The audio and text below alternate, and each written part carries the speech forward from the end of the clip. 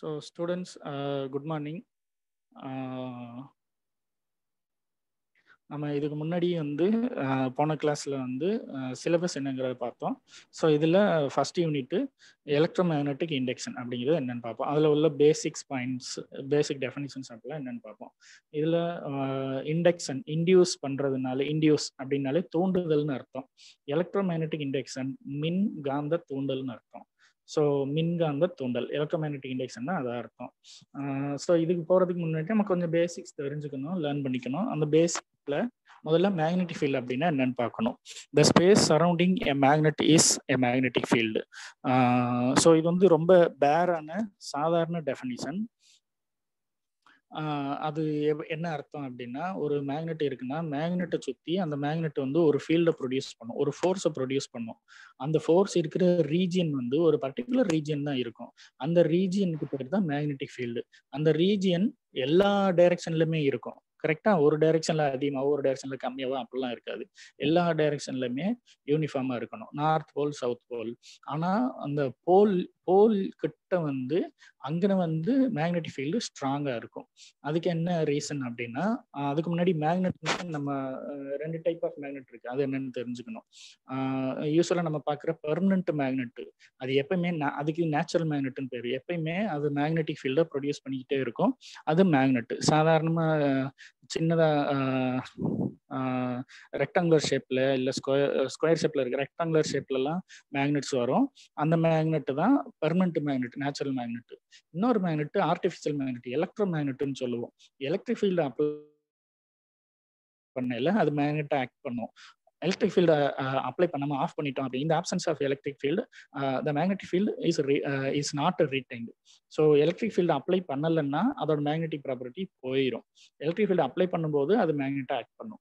Electric ஃபீல்டுனா என்ன, நம்ம apply பண்ணுற கரண்ட். ஸோ கரண்ட் கொடுக்கும்போது, எலக்ட்ரிசிட்டி பாஸ் பண்ணும்போது அது மேக்னெட்டை ஆக்ட் பண்ணும். எலக்ட்ரிசிட்டி நம்ம ஸ்டாப் பண்ணிட்டோம் அப்படின்ட்டா அது மேக்னெட்டை ஆக்ட் பண்ணாது. ஸோ அதுதான் ஆர்டிஃபிஷியல் மேக்னெட்டு. அதுக்கு எலக்ட்ரோ மேக்னெட்னு சொல்லுவோம். மின் காந்தம், மின்சாரம் அப்ளை பண்ற மூலமா அது காந்த ப்ராப்பர்ட்டியை நம்ம இன்டியூஸ் பண்றோம். மின்சாரத்தை நம்ம ஆஃப் பண்ணிட்டோம்னா அதோட காந்த ப்ராப்பர்ட்டி வந்து போயிடும். சரியா, மேக்னெட்டிக் ப்ராப்பர்ட்டி வந்து போயிடும். அது வந்து எலக்ட்ரோ மேக்னெட். ஆர்டிஃபிஷியல் மேக்னெட்னு செயற்கையாக உருவாக்குற மேக்னெட். நேச்சுரல் மேக்னெட்னா அது எப்பயுமே மேக்னெட்டிக் ப்ராப்பர்ட்டி எப்பயுமே அது ப்ரொடியூஸ் பண்ணிக்கிட்டே இருக்கும். ரைட், அதுதான் சின்ன சின்ன மேக்னெட் நம்ம ஸ்பீக்கரில் உள்ள இருக்கிறது பார்ப்போம். சின்னதாக ரெக்டாங்குலர் ஷேப்பில் இருக்கும், அதெல்லாம் பார்த்துருப்போம். ஸோ அது வந்து ஒரு குறிப்பிட்ட ரீஜியனில் தான் அது ஒரு ஃபோர்ஸை ப்ரொடியூஸ் பண்ணும். அந்த ரீஜனுக்கு பேர் தான் மேக்னெட்டிக் ஃபீல்டுன்னு நம்ம சொல்லுவோம். ரைட்டா, சிம்பிள்.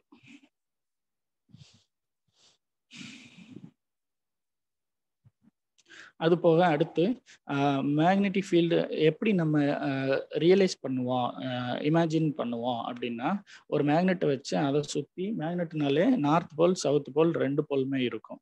ஒரு எண்டு நார்த்து, இன்னொரு ரெண்டு வந்து சவுத்து. ஸோ நார்த்தில்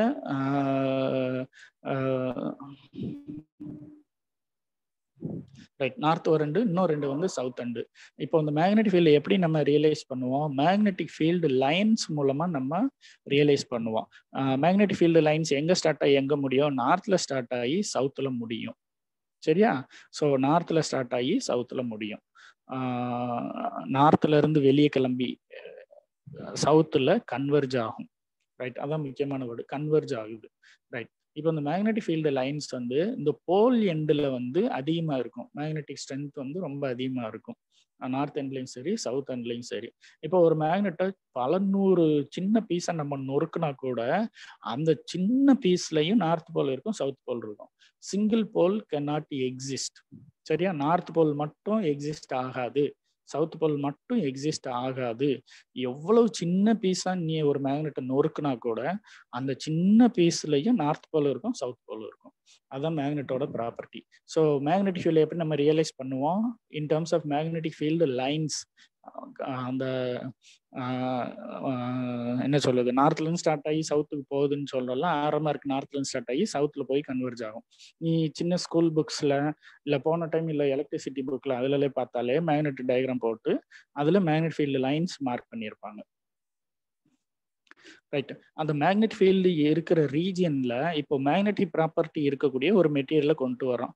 ஒரு பின்னையோ ஒரு காயினையோ ஒரு அயன் மெட்டீரியலையோ எதையும் நம்ம கொண்டு வந்தோம் அப்படின்னா அந்த மேக்னெட் வந்து இந்த மெட்டீரியலை அட்ராக்ட் பண்ணும். ரைட்டா? சிம்பிள். ஸோ அந்த அட்ராக்ட் பண்ணும்போது இப்போ ஒன்றும் இல்லை, ஒரு மேக்னெட் இருக்கு, அந்த மேக்னெட் பக்கத்துல ஒரு பின்னை கொண்டு வரோம், அதை அட்ராக்ட் பண்ணிரும், மேக்னெட்டோட போய் ஒட்டிக்கிறோம்.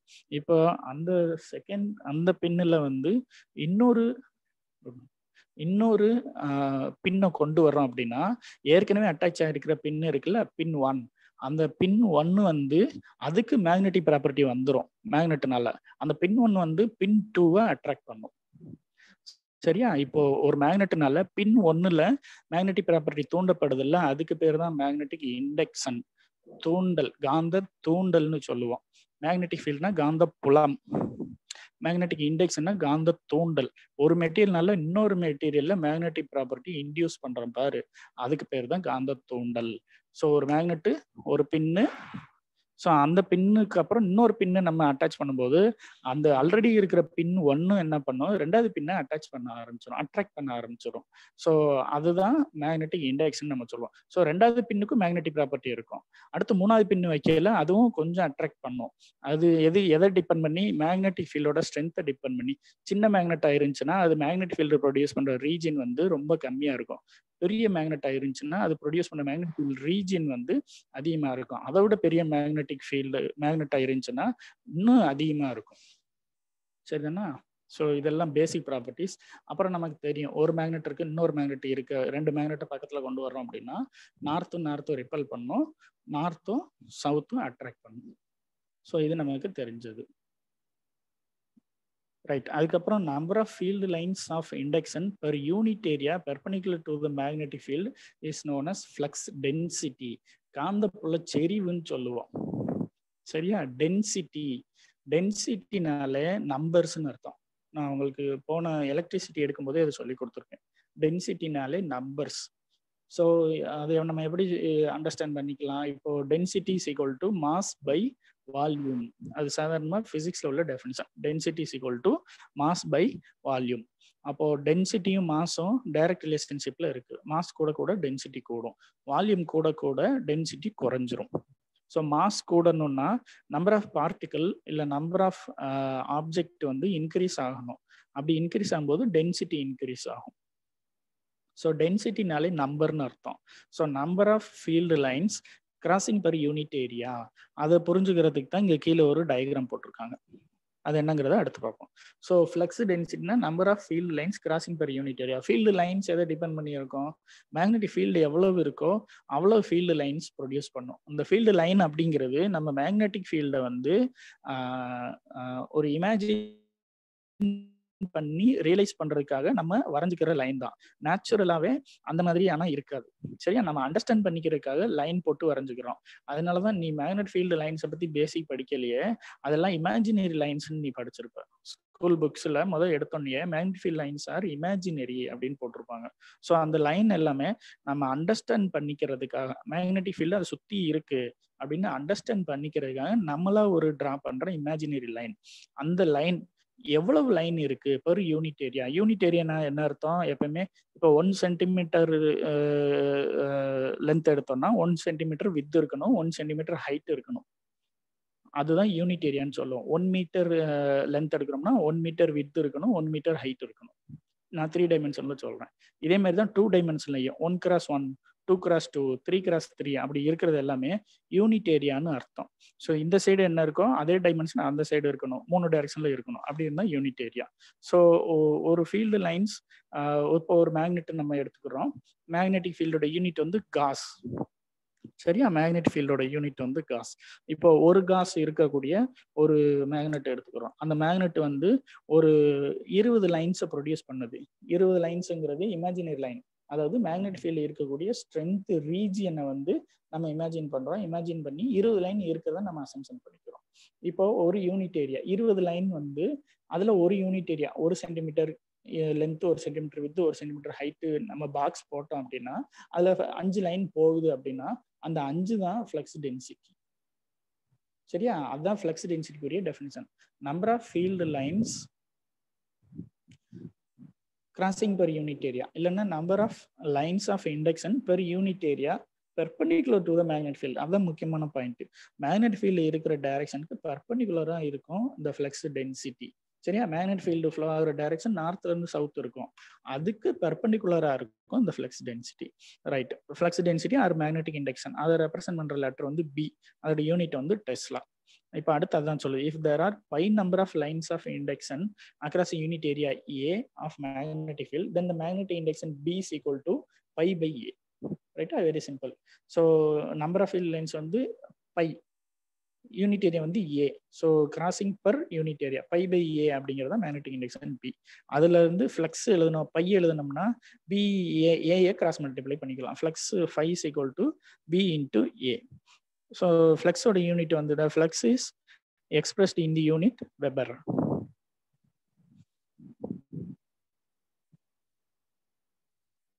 தர்மா நான் பேசுறது கேக்குதாடா? கேக்குது சார். Okay right. ஸோ இது வரைக்கும் நம்ம பேசிக் பார்த்தோம். இப்போ அதை ரியலைஸ் பண்ணிக்கிறதுக்காக ஒரு டயக்ராம் போட்டிருக்கு. இதுல இந்த ஏன்னு போட்டிருக்குல்ல, அது வந்து ஒரு கண்டக்டிங் பிளேட், ஒரு கண்டக்டர். இது மேக்னெட்டிக் ஃபீல்டு போற டைரக்ஷன். சரியா? மேக்னெட்டிக் ஃபீல்டு வந்து ஆரோ மார்க்ல டிஃபைன் பண்ணியிருக்கு. அதுல ஃப்ளக்ஸ்ன்னு போட்டிருக்கு. இதுல ஏங்கிறது யூனிட் ஏரியா. ஸோ இந்த யூனிட் ஏரியால எவ்வளவு ஃபீல்டு லைன்ஸ் போகுதோ அதுதான் ஃப்ளக்ஸ். அதான் நான் சொன்னேன், 1 2 3 4 5 6 7 8 9 லைன் கிராஸ் ஆகுது. ஸோ ஃப்ளக்ஸுங்கிறது 9. அதான் அர்த்தம். Now we consider a conductor placed in a magnetic field. There would be certain flux linked with the conductor. So நான் சொன்னது தான் அது சொல்லுது. Very simple. இதுல ஒரு முக்கியமான பாயிண்ட் என்னன்னா, இந்த ஒரு கண்டக்டர் இருக்கு. கண்டக்டர்னா ஒன்றும் இல்லை, எலக்ட்ரிசிட்டி பாஸ் பண்ணக்கூடிய ஒரு மெட்டீரியல். அது சாதாரண காப்பர் வயரா இருக்கலாம், அதுவும் ஒரு கண்டக்டர் தான். ஸோ மேக்னெட்டிக் ஃபீல்ட் இருக்கிற ரீஜன்ல ஒரு காப்பர் வயர் வச்சுட்டோம், ஒரு கான்ஸ்டன்ட் கரண்ட் அந்த வயர் வழியா ஃப்ளோ ஆகுது. ஃபார் எக்ஸாம்பிள் நம்ம 2 வோல்ட் அப்ளை பண்றோம். சரியா? 2 வோல்ட் பேட்டரியில இருந்து 2 வோல்ட் நம்ம அப்ளை பண்றோம். ஸோ 2 வோல்ட் அப்ளை பண்ணல அந்த காப்பர் வயர் வழியா ஒரு பர்டிகுலர் கரண்ட் ஃப்ளோ ஆயிட்டு இருக்கும். சரியா? இது வந்து ஒரு மேக்னெட் ஃபீல்டு இருக்கிற ரீஜியன்ல நான் வச்சிருக்கேன். இப்போ 2 வோல்ட்டை 3 வோல்ட்டை நான் இன்க்ரீஸ் பண்றேன். அப்ப என்ன ஆகும்? எலக்ட்ரிசிட்டி அதிகமா பாஸ் ஆகும். இந்த எலக்ட்ரிசிட்டி இந்த வேரியேஷன் ஆகுறதுனால அங்க உள்ள அந்த மேக்னெட்டிக் ஃபீல்டு வந்து வேரி ஆகும். அந்த ரீஜன் உள்ள மேக்னெட்டிக் ஃபீல்டு வந்து வேரி ஆகும். இல்ல இன்னொரு விதமா எப்படின்னா ரிவர்ஸ் எஃபெக்ட் நடக்கும். அந்த ரீஜன் உள்ள மேக்னெட்டிக் ஃபீல்டு வேரி ஆகுது அப்படின்னா இந்த கண்டக்டர் வழியா ஃப்ளோ ஆகக்கூடிய கரண்ட்டும் வேரி ஆகும். சரியா? ஸோ அந்த கரண்ட் வேரி ஆகுது இல்ல, அதைத்தான் நம்ம இன்டியூஸ்டு இஎம்எஃப்னு சொல்றோம். இஎம்எஃப் இந்த வோல்டேஜுக்கு நிறைய பேர் இருக்கு. வோல்டேஜ்னு சொல்லுவோம், எலக்ட்ரிசிட்டின்னு சொல்லுவோம், எலக்ட்ரோமோட்டிவ் ஃபோர்ஸ்ன்னு சொல்லுவோம், பொட்டன்ஷியல் டிஃபரன்ஸ் அப்படி பொட்டன்ஷியல்னு சொல்லுவோம், பொட்டன்ஷியல் டிஃபரன்ஸ்னு சொல்லுவோம். ஸோ இஎம்எஃப்னால வோல்டேஜ் தான் ரெப்ரசென்ட் பண்ணுது. ஸோ இந்த ஒரு கண்டக்டர்ல ரீஜியன்ல உள்ள மேக்னெட்டிக் ஃபீல்டு வேரி ஆகுறது மூலமா அந்த கண்டக்டர்ல பாஸ் ஆகிற எலக்ட்ரிசிட்டி வந்து வேரி ஆகும். அதுக்கு பேர் தான் இஎம்எஃப்னு சொல்லுது. த இன்டியூஸ்ட் இஎம்எஃப், தூண்டப்படுற இஎம்எஃப்னு சொல்லுவோம். Electromotive force. இஎம்எஃப்னா எலக்ட்ரோமோட்டிவ் ஃபோர்ஸ். இந்த எலக்ட்ரோமோட்டிவ் ஃபோர்ஸ் எப்படி இருக்கும்னா, இந்த மேக்னெட்டிக் ஃபீல்டு வேரி ஆகுற வரைக்கும் அந்த எலக்ட்ரோமேக்னெட்டிக் ஃபோர்ஸ் வந்து கண்டிப்பா வேரி ஆகிக்கிட்டே இருக்கும். ஸோ ஒன்று மேக்னெட்டிக் ஃபீல்டு வேரி ஆகுறது மூலமா எலக்ட்ரிசிட்டி வேரி ஆகுது. அதுதான் எலக்ட்ரோ மேக்னெட்டிக் இண்டக்ஷன் நம்ம சொல்றோம், மின் காந்த தூண்டல் அப்படின்னு நம்ம சொல்றோம். ரைட்டா? ஸோ ஒரு குறிப்பிட்ட, நான் திரும்பியும் சொல்றேன், ஒரு 1 காஸ் இருக்கிற ஒரு மேக்னெட்டிக் ஃபீல்டு இருக்கிற ரீஜியன்ல வந்து ஒரு கண்டக்டிங் மெட்டீரியலை கண்டக்டரை வந்து நம்ம வைக்கிறோம். சரியா? அது கரண்ட்டை கண்டக்ட் பண்றதுக்காக ஒரு காப்பர் வயரை ஒரு 2 வோல்ட் பேட்டரியில கனெக்ட் பண்ணிடுறோம். ஸோ 2 வோல்ட் பேட்டரியில அந்த காப்பர் வயர் வெளியா ஃப்ளோ ஆகிற கரண்ட் ஒரு சர்டன் கரண்ட் கான்ஸ்டன்டா ஃப்ளோ ஆகிட்டே இருக்கும். இப்போ அந்த ரீஜன்ல மேக்னெட்டிக் ஃபீல்டு அப்ளை பண்றதும் கான்ஸ்டன்ட் 1 காஸ் அப்படின்னு இருக்கு. இப்போ என்ன பண்றோம்? 1 காஸ்ன்னு இருக்க மேக்னெட்டிக் ஃபீல்ட 2 காஸா நம்ம சடனா ரைஸ் பண்றோம், சேஞ்ச் பண்றோம். 2 காஸாவை இன்க்ரீஸ் பண்ணலாம், இல்ல 1 காஸா இருக்கிறத 0.5 காஸாவை குறைக்கவும் செய்யலாம். அதாவது வேரி பண்றோம். சரியா? இன்க்ரீஸ் மட்டும் பண்ணல, இல்ல டிக்ரீஸ் மட்டும் பண்ணல, வேரி பண்றோம். ஸோ வேரி பண்ணும்போது இங்க என்ன பண்ணுவோம்? அந்த கண்டக்டர் வழியா ஃப்ளோ ஆகிற கரண்ட் வந்து வேரி ஆகும். அது ஒரு இன்டியூஸ்ட் இஎம்எஃப் ப்ரொடியூஸ் பண்ணும். அதுக்கு பேர் தான் எலக்ட்ரோமேக்னெட்டிக் இண்டக்ஷன். இதை நம்ம புரிஞ்சுக்கிறதுக்கு தான் இங்க ஒரு டெமான்ஸ்ட்ரேஷனுக்கு ஒரு டயக்ராம் போட்டிருக்காங்க. ஒன்றும் இல்லை, ஒரு கால்னாமீட்டர் நம்ம லேப்ல இருக்கல ஒரு கால்னாமீட்டர் எடுத்துக்கிறோம். அந்த கால்னாமீட்டர்ல 2 எண்டு இருக்கும், plus end minus end. Plus மைனஸ்ங்கிறது நான் உங்களுக்கு புரிஞ்சுக்கிறக்கா சொல்ல 2 எண்டு. அதுல ஒரு எண்டுல இருந்து எடுத்து காப்பர் வயரை இன்னொரு எண்டுல கனெக்ட் பண்ணிடுறோம். Very simple. ஒரு கால்னாமீட்டர், ஒரு காப்பர் வயர், ஒரு மேக்னெட், இது மூணும் தான் இந்த எக்ஸ்பெரிமெண்ட்டுக்கு தேவை. ஒரு கால்னாமீட்டர், ஒரு காப்பர் வயரு, அதாவது கரண்ட்டை கண்டக்ட் பண்ற வயரு, இன்னொன்று வந்து மேக்னெட். இப்போ என்ன பண்றோம், கால்னாமீட்டர்ல 2 எண்டு இருக்கும். இப்போ காப்பர் வயரை ஒரு எண்டுல இருந்து எடுத்து இன்னொரு எண்டுல கனெக்ட் பண்ணிடும். கனெக்ட் பண்ணிட்டு மேக்னெட் இருக்குல்ல, அந்த மேக்னெட்டை வந்து அந்த காப்பர் வயருக்கு உள்ள வந்து நம்ம இன்செர்ட் பண்றோம். இந்த டயக்ராம்ல காட்டியிருக்க மாதிரி இன்செர்ட் பண்றோம். அப்ப இன்செர்ட் பண்ணும்போது கால்வனாமீட்டர்ல வந்து முதல்ல கால்வனாமீட்டர் நல் டிஃப்ளெக்ஷன்ல இருக்கும். எந்த கரண்ட்டுமே அந்த இடத்துல இல்லாதனால நல் டிஃப்ளெக்ஷன்ல இருக்கும். கால்வனாமீட்டர்ல 0 வந்து சென்டர்ல இருக்கும். ஒரு எண்டு 1 2 3 4 5 6 7 25 இல்ல 30 வரையும் போகும். அதே மாதிரி இன்னொரு எண்டுல இருக்கும். 0 சென்டர்ல இருக்கும், இங்கிட்ட ஒரு 30 இருக்கும், இங்கிட்ட ஒரு 30 இருக்கும். இப்போ மேக்னெட்டை வந்து அந்த காப்பர் வயர் வழியா இன்செர்ட் பண்ணும்போது அந்த இடத்துல மேக்னெட்டிக் ஃபீல்டு இருக்குது. அந்த காப்பர் வயர் வந்து கரண்ட்டை கண்டக்ட் பண்றது. ஸோ ஒரு இன்டியூஸ்ட் இஎம்எஃப் ப்ரொடியூஸ் பண்ணும், ஒரு எலக்ட்ரிசிட்டியை, சடன் எலக்ட்ரிசிட்டியை ப்ரொடியூஸ் பண்ணும். கால்வனாமீட்டர் எதுக்கு யூஸ் பண்றோம், ஃப்ளோ ஆஃப் கரண்ட் டைரக்ஷனை மெஷர் பண்றதுக்கு. ஒன்று, அந்த கால்வனாமீட்டர் வழியா கனெக்ட் பண்ணியிருக்க எந்த ஒரு மெட்டீரியல்லையும் சார்ஜ் ஃப்ளோ ஆச்சு அப்படின்னா அந்த கால்வனாமீட்டர்ல வந்து டிஃப்ளெக்ஷன் இருக்கும். ரைட்டா? ஸோ வோல்ட்மீட்டர் எதுக்கு யூஸ் பண்றோம், வோல்டேஜ் மெஷர் பண்றதுக்கு. அம்மீட்டர் எதுக்கு யூஸ் பண்றோம், கரண்ட்டை மெஷர் பண்றதுக்கு. அம்மீட்டர் ஆம்பியர், கரண்டோட யூனிட் வந்து ஆம்பியர், கரண்ட்டை மெஷர் பண்றதுக்கு. ஸோ அதே மாதிரி கால்வனாமீட்டர் எதுக்கு யூஸ் பண்றோம், ஃப்ளோ ஆஃப் சார்ஜ் இருந்துச்சு அப்படின்னா அந்த டைரக்ஷனுக்கு ஏற்ற மாதிரி அந்த காம்பஸ் நீடில் வந்து அந்த டைரக்ஷனுக்கு ஏற்ற மாதிரி அது டிஃப்ளெக்ட் ஆகும். எந்த டைரக்ஷன் போகுதோ அந்த டைரக்ஷன்ல அது டிஃப்ளெக்ட் ஆகும்.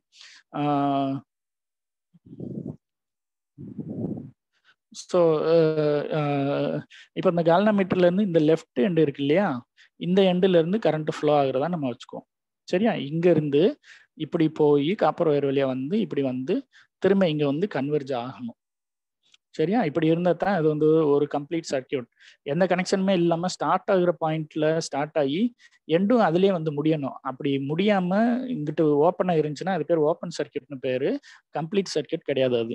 ஸோ ஸ்டார்ட் ஆகுற இடத்துல இது கொண்டு வந்து திரும்ப முடியணும். அதனாலதான் நம்ம சர்க்கியூட் போடும்போது எல்லாமே பிளஸ்ல இருந்து ஆரம்பிச்சு ஒரு ரியோஸ்டாட்டோ, ஒரு பொட்டன்ஷியோமீட்டரோ, ஒரு வோல்ட்மீட்டரோ, ஒரு கால்வனாமீட்டரோ, ஒரு ஜாக்கியோ இல்ல எல்சிஆரோ எதுலயோ கனெக்ட் பண்ணிட்டு திரும்ப கொண்டு வந்து நெகட்டிவ்ல முடிப்போம், கம்ப்ளீட் பண்ணுவோம். ஏன்னா இதுக்கு பேர் தான் கன்சர்வேஷன் பிரின்சிபல்னு பேரு. எனர்ஜி கன்சர்வேஷன் ஆஃப் எனர்ஜின்னு ஒரு கான்செப்ட் இருக்குல்ல, ஆற்றலை அழிக்க முடியாது, ஒரு வடிவத்தில் உள்ளது இன்னொரு வடிவத்தில் மாற்ற முடியும். பிஃபோர் ஆக்ஷன் என்ன இருந்துச்சோ அதே இது ஆஃப்டர் ஆக்ஷன் வரணும். ஸோ அதனாலதான் பிளஸ்ல ஸ்டார்ட் ஆகி கொண்டு வந்து மைனஸ்ல முடிஞ்சிது. ரைட். ஸோ இப்போ அந்த வயர்ல இந்த மேக்னெட் நம்ம இந்த டைரக்ஷன்ல இன்செர்ட் பண்றோம். இன்செர்ட் பண்ணும்போது இந்த வயர்ல வந்து ஒரு கரண்ட் வந்து ப்ரொடியூஸ் ஆகுது. அது ப்ரொடியூஸ் ஆகுறது மூலமா சார்ஜ் ஃப்ளோ ஆகுது. அதாவது சார்ஜ் ஃப்ளோ ஆகுறது தான் எலக்ட்ரிசிட்டின்னு நம்ம சொல்லுவோம். ஸோ அந்த டைரக்ஷனுக்கு ஏற்ற மாதிரி இந்த கால்வனாமீட்டரோட நீடிலோட டிஃப்ளெக்ஷன் இருக்கும். இப்போ லெஃப்ட் டு ரைட் போகுதுன்னா கால்வனாமீட்டரோட டிஃப்ளெக்ஷனும் லெஃப்ட் டு ரைட்ல இருக்கும். அதுக்கு ஆப்போசிட் டைரக்ஷன்ல இந்த நார்த் போல முதல்ல இந்த சைடு இன்செர்ட் பண்றோம்ல, இப்போ டைரக்ஷனை மாத்தி சவுத் போல இன்செர்ட் பண்ணோம் அப்படின்னா போன இதுக்கு எந்த டைரக்ஷன்ல டிஃப்ளெக்ஷன் காட்டுச்சோ அதுக்கு ஆப்போசிட் டைரக்ஷன்ல காட்டும். அப்போ இதுக்கு பேர் தான் electro magnetic induction, magnetic induction அப்படின்னு நம்ம சொல்றோம்.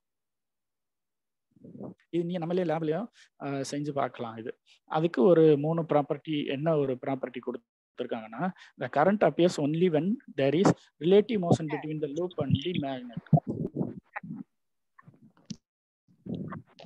அப்ப யாருப்பா மியூட் பண்ணுங்கப்பா, வீரமணி மகராசி மியூட் பண்ணுங்க.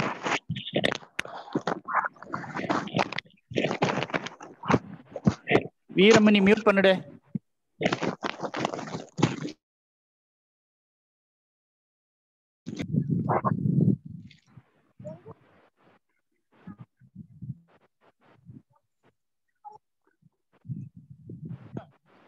ரைட். இதுல 2-3 இந்த எக்ஸ்பெரிமெண்ட் செய்யற மூலமா ஃபாலோயிங் அப்சர்வேஷன்ஸ் வேர் மேட். என்னென்ன அப்சர்வேஷன் பார்ப்போம். The current appears only when there is relative motion between the loop and the magnet. மேக்னெட்டுக்கும் லூப்புக்கும் current relative motion இருந்தால் மட்டும்தான் current flow ஆகும். when the relative motion stops the current disappear. இந்த மேக்னெட்டை நம்ம வெளியே எடுத்துட்டோம் அப்படின்னா current வந்து disappear ஆயிடும். அது முக்கியமான point. faster motion produces a greater current. So இந்த மேக்னெட்டை நம்ம மூவ் பண்ணுறோம்ல, அது ரொம்ப ஸ்பீடாக மூவ் பண்ணோம்னா டிஃப்ளெக்ஷன் ரொம்ப அதிகமாக இருக்கும். அப்போ கரண்ட் அது ப்ரொடியூஸ் பண்ணுற கரண்ட் வந்து அதிகமாக இருக்கும். ரைட். அடுத்த மூணாவது point. when the north pole of the magnet is moved towards the loop, let there be clockwise current in the loop.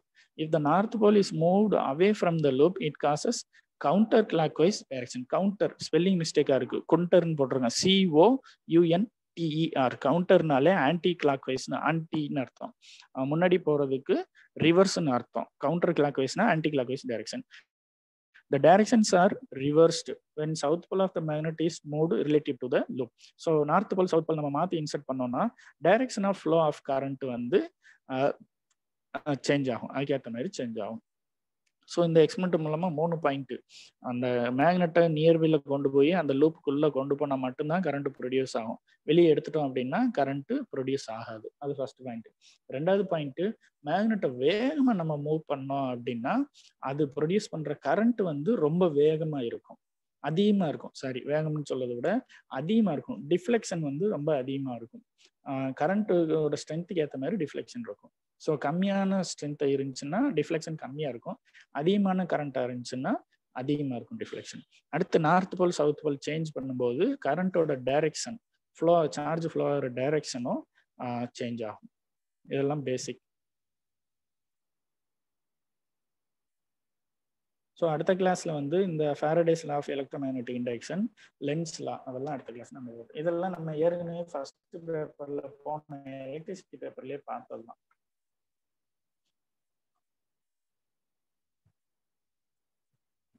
உங்களுக்கு ஏதாவது இதில் ஏதாவது டவுட் இருந்தால் யூ கேன் கால். நீங்கள் எப்போ கேட்கலாம், அன்மியூட் பண்ணிட்டு நீங்கள் கேட்கலாம்.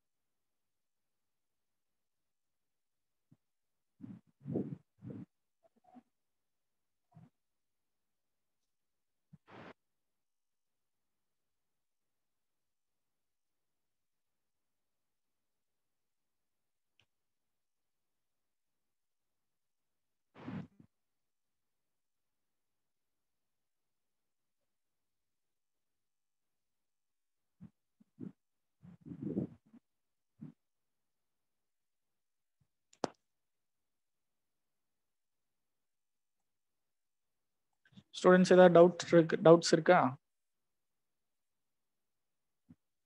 டவுட் இருந்தால் யூ கேன் ஆஸ்க் மீ.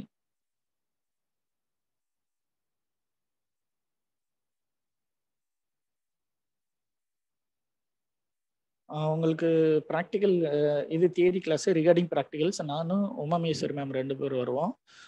அதுக்கு நீங்கள் போன டைம் மாதிரியே அப்சர்வேஷன் நோட்டு மட்டும் போடுங்க. இப்போதைக்கு ஒவ்வொரு எக்ஸ்பெரிமெண்ட்டாக நாங்கள் கூகுள் கிளாஸ் ரூமில் போடுவோம். அதை வச்சு நீங்கள் அப்படியே நோட்டில் எழுதிக்கோங்க. ரீடிங் எழுதணும் வேணாமன்ட்டு நான் மேமை கன்சல்ட் பண்ணிவிட்டு நான் உங்கள்கிட்ட சொல்கிறேன். இப்போதைக்கு வெறும் அப்சர்வேஷன் மட்டும் எழுதுனா போதும். அதனால ஒரு அப்சர்வேஷன் நோட்டு தனியாக போட்டுக்கோங்க. இந்த செமஸ்டர் உங்களை எப்போ வேணாலும் காலேஜுக்கு வர சொல்லிடுவாங்க, இம்மிடியேட்டாக வர சொல்லிடுவாங்க. அதனால எல்லாத்துக்கும் ரெடியாக இருங்க. நோட்டு வாங்காமல் எழுதாமல் கொள்ளாமல் இருக்காதீங்க. அன்னைக்கு வந்து ரொம்ப கஷ்டப்படுவீங்க. அதனால நோட்டு போட சொல்கிறப்பயே நோட்டு போட்டுருங்க. எக்ஸ்பெரிமெண்ட் எழுத சொல்கிறப்பயே நாங்கள் போட அப்படியே எழுதிருங்க. ரைட், இதோட இன்னைக்கு கிளாஸ் முடிச்சுக்கலாம். Student, you can leave now. Thank you.